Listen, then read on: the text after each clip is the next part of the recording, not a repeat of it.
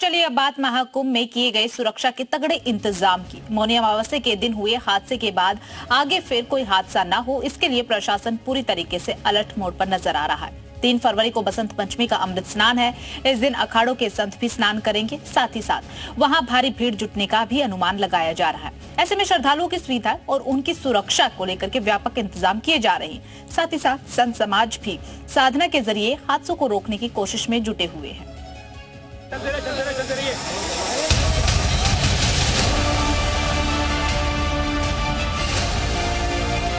प्रयाग 2025 में मौनी अमावस्या को हुए दुखद घटना से मैं काफी क्षुब्ध हूँ।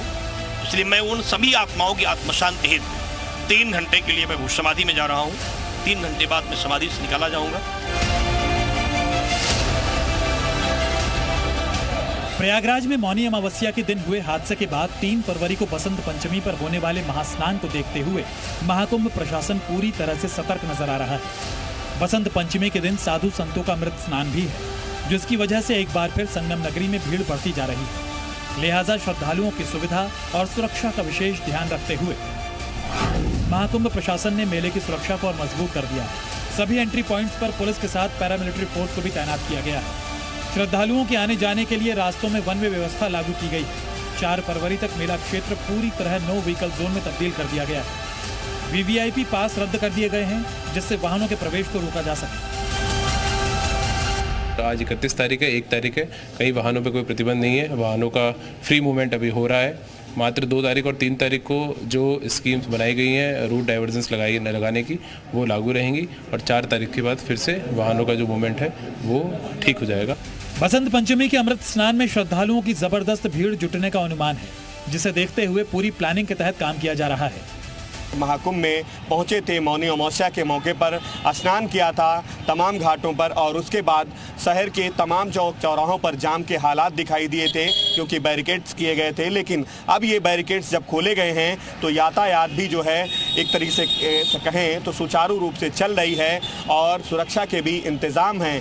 पूरे प्रयागराज में सिक्योरिटी बढ़ाने के साथ ही कई इलाकों में बैरिकेडिंग बढ़ा दी गई है, जिससे भीड़ को नियंत्रित किया जा सके। प्रयागराज के सुबतिया बाग इलाके से होकर आने वाला ये रास्ता है, जो कि लेटे हनुमान मंदिर के तरफ यानी कि संगम घाट की ओर जाता है। और यहाँ पर आप तस्वीर देखिए तो पूरी तरह से स्थिति कंट्रोल में है। लोग जो हैं, जो पैदल आ रहे हैं, उन्हीं को अंदर आने की परमिशन है। इस रोड को पूरी तरह से ब्लॉक किया गया है। यहाँ पर गाड़ियाँ यहाँ से अंदर नहीं आ सकती हैं। आपको मैं तस्वीर दिखाऊं तो देखिए, लोग धीरे धीरे क्यू बना के अंदर एंट्री कर रहे हैं। तमाम लोग मौजूद हैं।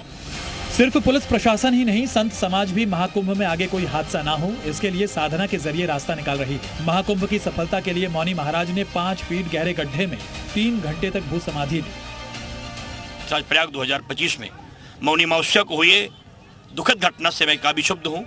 इसलिए मैं उन सभी आत्माओं की आत्मशांति हेतु 3 घंटे के लिए मैं भूत समाधि में जा रहा हूँ। 3 घंटे बाद मैं समाधि से निकाला जाऊंगा। बाबा महाकाल से प्रार्थना है कि जो भी संसार से जो भी आत्माएं यहाँ चली गई हैं, उन्हें शांति मिले, उस परिवार के संकट कम हो, क्योंकि आगे कोई और अनहोनी न घटे, जिसको लेकर के मुझे बहुत चिंता है। इसलिए सभी अशुभ चीज़ें मेरे देश को और मेरे कुंभ को न छू पाएँ। सभी लोग सुरक्षित रहें। इस दौरान महाकुंभ के 20वें दिन भी करीब 90 लाख श्रद्धालुओं ने संगम के तट पर आस्था की डुबकी लगाई और प्रशासन के इंतजामों की तारीफ की। थोड़ी अफवाह फैलाती है, कुछ अफवाहें भी है, और मेरा मानना तो ये है कि कोई ऐसा नहीं है। अच्छा लग रहा है मुझे। यदि हम पुलिस प्रशासन के बारे में बात करें तो बहुत ही कोऑपरेट कर रहा है पुलिस प्रशासन। आप जहां भी किसी से भी रास्ता पूछिए, वो बाकायदा अच्छे से गाइड करके बता रहा है, आप कहीं भी खो नहीं सकते। महाकुंभ में 13 जनवरी से अब तक करीब 32 करोड़ से ज्यादा लोग स्नान कर चुके हैं और आगे ये संख्या लगातार बढ़ने ही वाली है। लेकिन अब प्रशासन के सामने बसंत पंचमी पर होने वाले महास्नान को सुरक्षित कराने की चुनौती है, जिसके लिए सीएम योगी खुद नजर बनाए हुए हैं। प्रयागराज से मोहम्मद गुफरान और तुषार श्रीवास्तव के साथ ब्यूरो रिपोर्ट, जी मीडिया।